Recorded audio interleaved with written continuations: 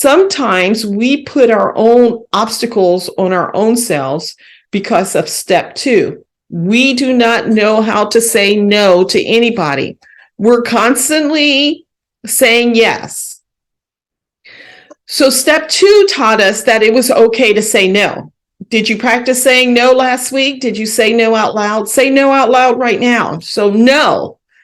And remember that we do not have to give a justification for why we're saying no. You don't have to say no, but no, I can't because of. You can just say, I'm unable to, or the answer is no. Do you have $500 to lend me? No, I don't.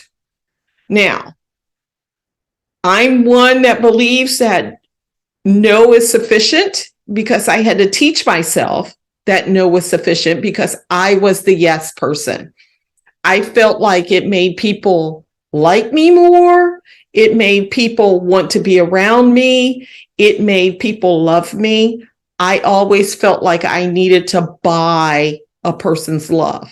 So let me just tell you that it does not work that way. You cannot buy a person's love by saying yes, but you can earn a person's respect by saying no. And a lot of times the respect goes much, much further than the artificial love that you think you're receiving from that person.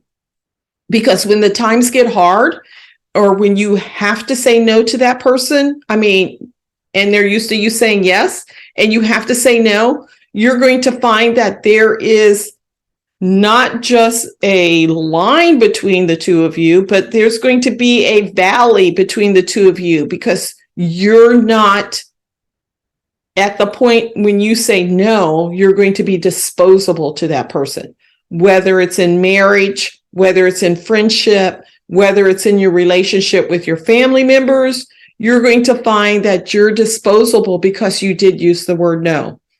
So I want you to know, I want you to practice saying no, and you can start out with little things. Remember, little things.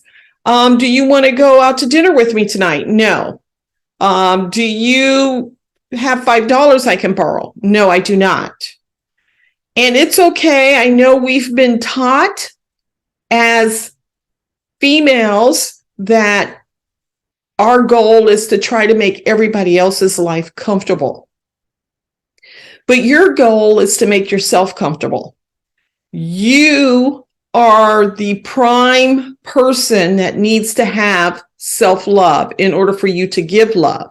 Because if you recall from last week, we discussed that a person that doesn't have self-love cannot love someone else, because it's hard for you to understand and love with confidence when you don't have confidence in your own ability to be strong and to be able to stand as yourself, as you were made to stand.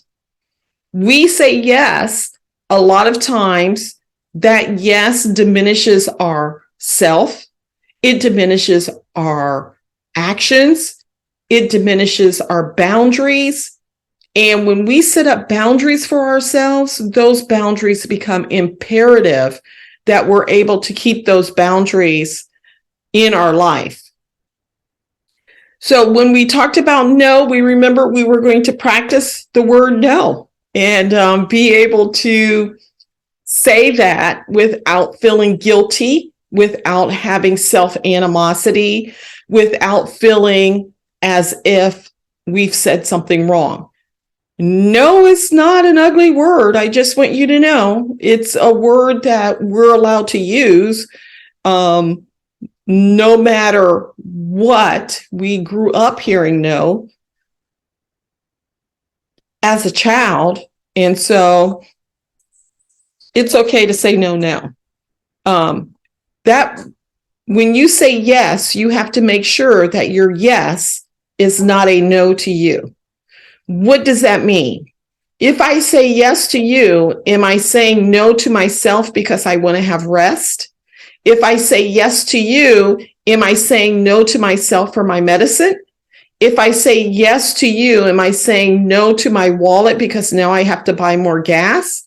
So you need to look at your yes that you're giving to people. What is that yes taking away from you?